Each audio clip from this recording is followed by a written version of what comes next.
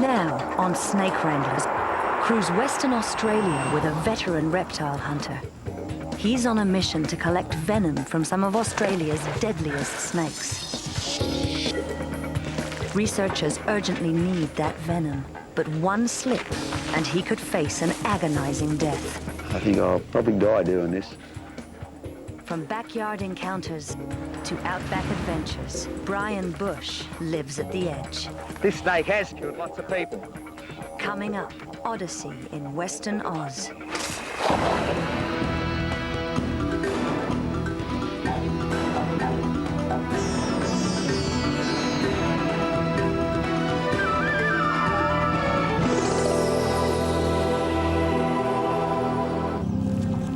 Chasing snakes, especially the powerfully venomous snakes of Western Australia, is dangerous work. Look at that belly. Look at that. But that's how Brian Bush makes his living. Brian takes the chances because he loves the snakes. It's just the way a snake moves. They're like water flowing across the ground. They're beautiful faces, unblinking eyes. Very handsome little devils, them snakes. Brian is based in Perth, on the west coast. He's one of Australia's top snake wranglers, a snake hook for hire. Now he's about to embark on a new and risky assignment in pursuit of some of Western Australia's most dangerous snakes. Brian is at Queen Elizabeth II Medical Centre in Perth to make a delivery. He's also taking a new order. Doctors here have a troubling problem. It involves bites from this snake, the non-venomous black-headed python. That's a black-headed python. It's quite cool. You might hear it exhale. Looks venomous. It actually feeds on venomous snakes like death adders and king brown snakes. But when people bitten by these snakes come to the emergency room, test kits are mistaking the saliva of the python for the venom of the deadly tiger snake. The black-headed python, we've got a false positive for tiger snake.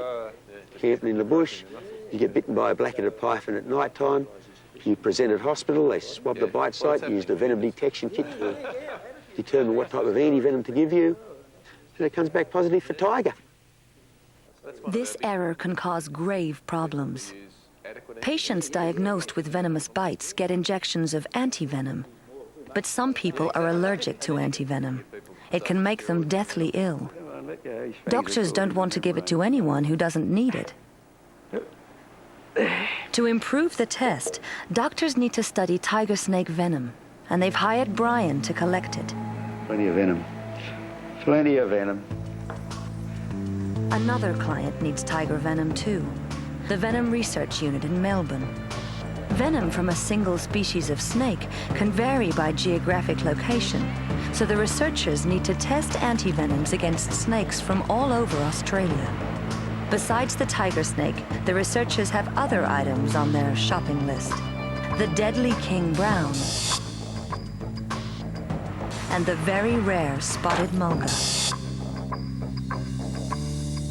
There is an antivenom for the spotted mulga. The problem is, it doesn't work very well. But if Brian can get a venom sample, it may help scientists create a better treatment. Brian heads out to catch tiger snakes for both clients, and he starts near home. He and fellow snake wrangler Brad Marion have come to Carnac Island, 28 kilometers outside Perth. This nature preserve is home to huge flocks of silver gulls, whose young provide the main diet for a large population of deadly tiger snakes. Except for irate adult birds, the snakes here have no enemies. Brian and Brad have come to this serpent sanctuary, hoping to fill their order for tiger venom on a single trip. It may be a day at the beach, but for Brian, it could be a brush with death. For one thing, tiger snakes can kill.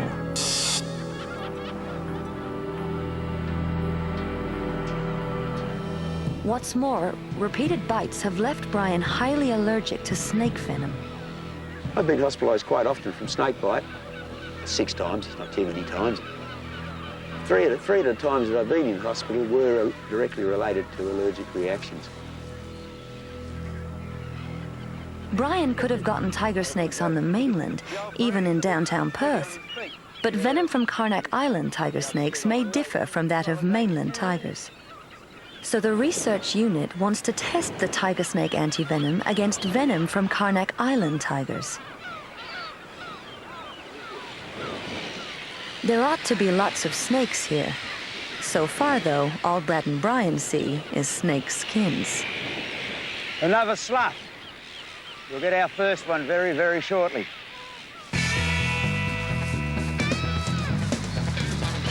Suddenly, the sand and scrub are writhing with reptiles. Snake! Hey, you dirty! Oh, look at this one, Brian. Oh, magic! Hey, it's a tiger! Yeah, another one. Hey! Brian and Brad crisscross the island, risking their lives and enjoying it. I tell you what, there's very few people that are as lucky as herpetologists. I mean, if they can be out in the field, not in a laboratory, out here doing what's really great. They've caught the snakes. Now it's time to collect the venom and tissue samples the researchers need. Too lazy. It's quite a nice, attractive animal. Brilliant yellow belly. In fact, tiger snakes in WA, in Western Australia, are often referred to as yellow belly. You can see why. Yeah. Oh, we got a good flow of venom that time. Hey, that's a suture line, the same as... Surprisingly, many Carnac tigers are blind. Eyes pecked out by adult gulls defending their young. How can a snake hunt without eyes? But you'll notice the tongue coming out there. That tongue is a very acute sensory organ. Literally smells the air. And being forked, the snake is actually smelling the air in stereo. So it can home in on the seagull chicks. Brian makes this work look easy, but he knows firsthand what tiger snakes can do. Some people think that handling snakes has its hazards, and it probably does. I've had opportunities to speak to nurses on several occasions. In fact, just there's a scar on my wrist. That is from a tiger snake bite. It put me in intensive care for a couple of days. Just these few drops could be lethal.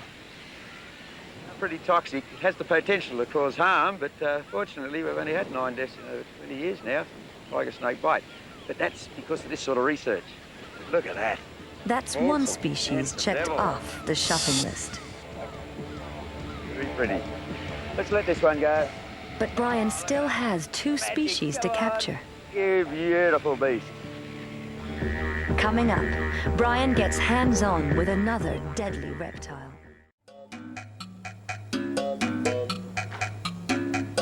Before continuing his risky assignment, Brian heads home. It's easy to see why Brian's the perfect man for the job.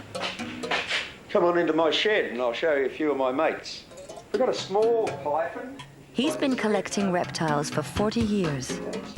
Bobtail, stumpy tail, shingleback, double ender, pine cone lizard. They're pythons and a lot of people expect Brian pythons keeps to be more than wild. 100 reptiles, many of them deadly. And they're not wild, they're not intimidated. Anything that moves is tucker. And these things eat their own poo, how's that? I love these animals, sometimes more than I love the missus, to be honest.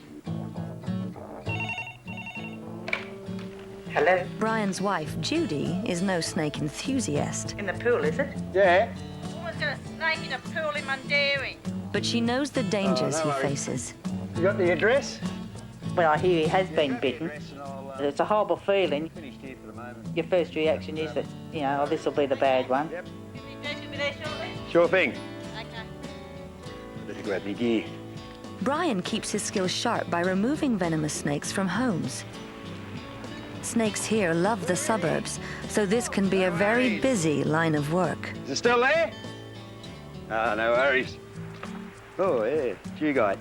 It's just so damn common. They're involved. This particular group of snake are involved in most of our deaths. Come on, don't be silly. Yeah, the black bag actually attracts them because they think it's an escape route.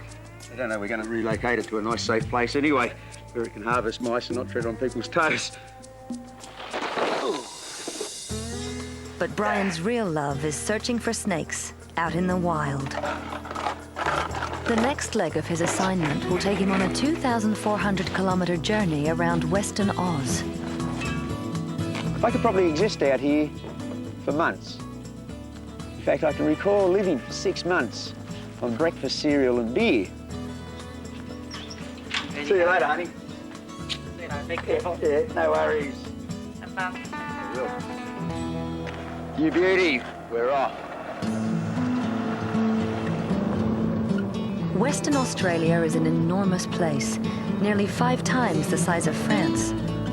With only 1.9 million residents, mostly in and around Perth, Australia's west is the original Great Wide Open. The weather here is hot and dry, a textbook environment for venomous reptiles. Yeah, I reckon I've been really fortunate being born in Australia and having that passion for herpetology, because Australia's got the greatest diversity of reptiles probably than any other place. He's headed for Yalgo, more than 300 kilometers north. He'll camp tonight at an abandoned homestead. My first campsite for the night, for the trip actually, but there's lots of junk laying around here. And in the morning when it's a bit cooler, hopefully we'll pick something up underneath some of it. The corrugated iron is a magnet to snakes.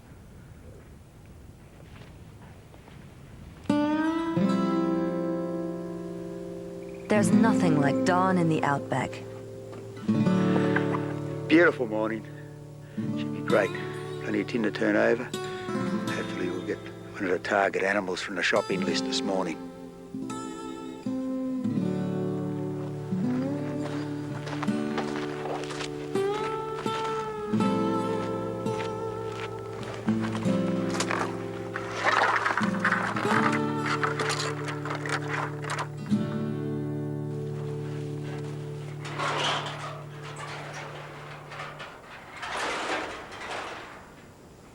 An old windmill reminds Brian of his roundabout career path. This takes me back. I wasn't going anywhere. I wanted to do something different. So I took on a job as windmill mechanic for 10 years. Those long days in the Outback rekindled a boyhood passion for reptiles. He began giving talks at schools and malls and realized he'd become something of an expert. The public's interest was so great. I thought, gee whiz, maybe I could do this full time. So I chucked it all in. Well, that was 15 years ago. I've been doing it ever since. But experience doesn't guarantee success.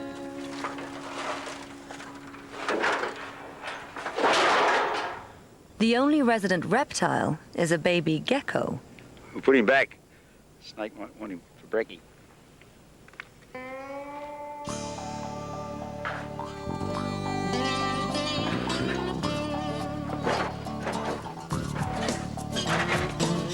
For hours, Brian clambers around the wreckage, hoping to turn up at least one of the species on his list. It's pretty hot out here now. Too hot for snakes, I reckon. I think we might have to head to somewhere to cool off a bit. Try our luck a bit later.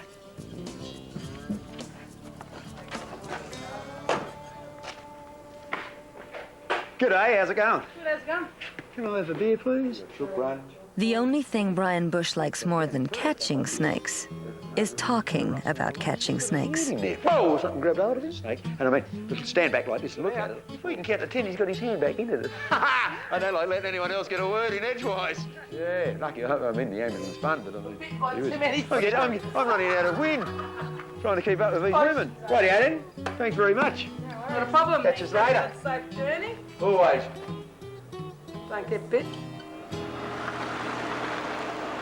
Refreshed, the snake man resumes his quest for venom. Brian's eastward bound, headed back into the bush. So far, his search for venomous snakes has been frustrating, but he feels a change coming. It looks like rain, which often draws snakes into the open. You beauty! got the cloud coming in, we've got a patch of spinifex, change of habitat, and we've got the blacktop road. We're going to get lucky tonight. We're going to camp here.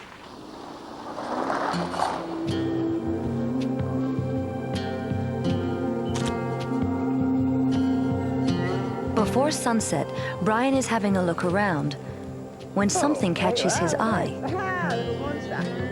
It's an immature brown snake.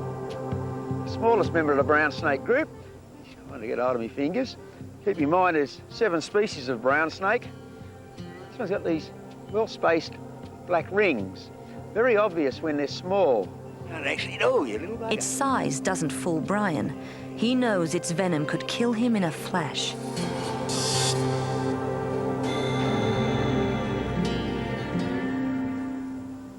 In 1982, a 27-year-old female bitten by a 7-inch brown snake like this one actually succumbed to the venom and was dead half-hour later.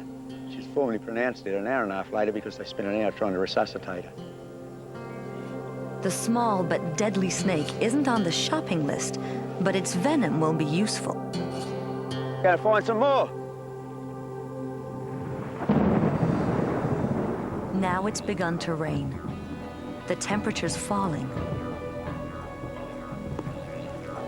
On a hunch, Brian explores a nearby outcropping.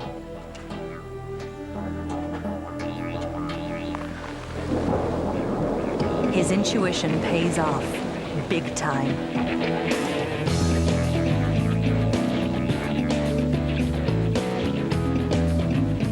It's a spotted mulga, the rarest snake on his shopping list.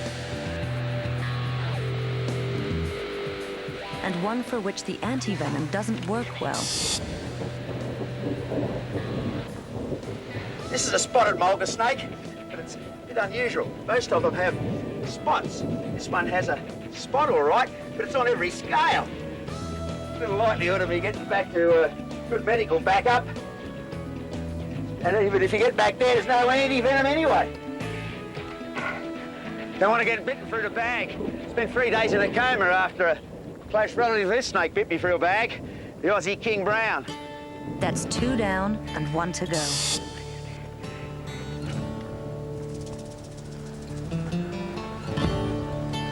Next morning, Brian tries to keep his streak going. Besides catching snakes, Brian helps those he leaves behind. Curious reptiles often die in discarded cans.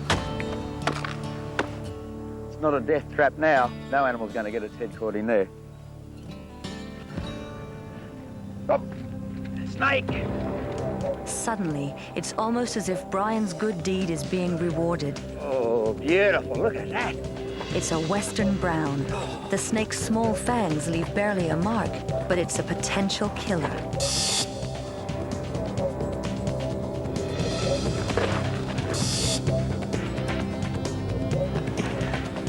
Got an Aboriginal name. Wada. It's involved in most of our deaths. Researchers will be glad to get this specimen's venom. Pretty far. Probably the deadliest Australian snake. I'm not going to let it get hold of me. Herpetologists the world over debate which snake is the deadliest. Often the gauge is toxicity, measured in a venom's effects on laboratory mice. But Brian takes exception to that. I mean, it's great data if you're a veterinarian that specialises in snake-bitten mice. Well, I've never met one yet. The deadliest snake in the world, as far as anyone is concerned, is the snake that grabs them on the leg.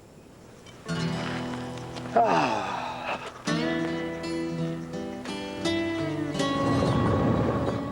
Under changing skies, Brian hits the road again.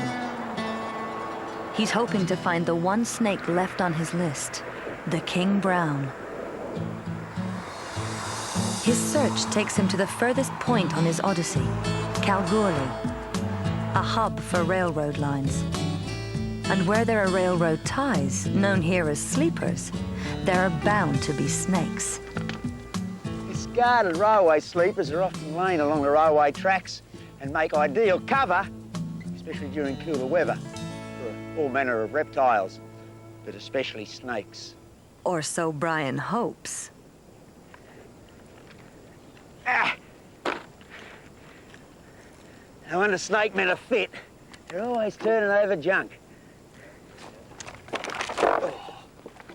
There wouldn't have been much activity. Oh! What do we got here? Brian's snake hunting savvy has paid off. We've got a snake here. I can just see part of it hanging out there. It's exactly what he was hoping for, a king brown.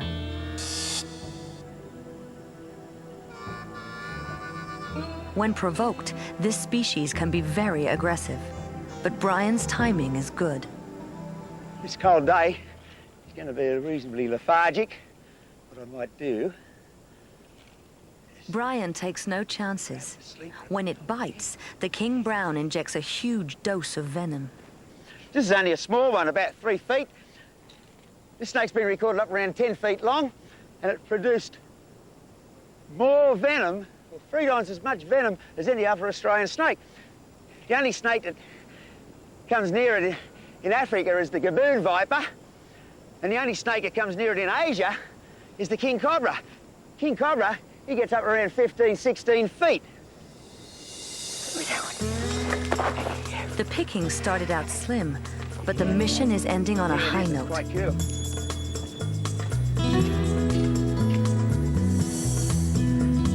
It'll be dark soon and cool.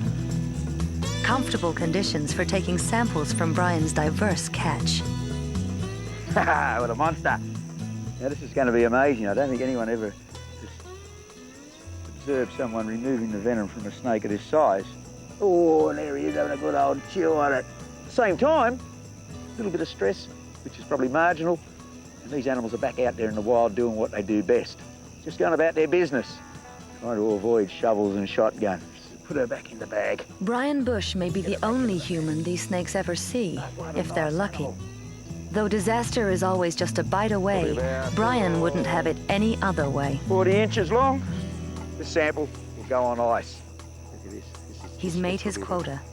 The doctors and scientists will get the venom they need, and Brian Bush rests easy, knowing he's doing what he loves.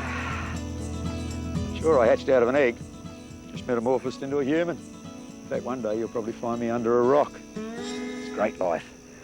Good night.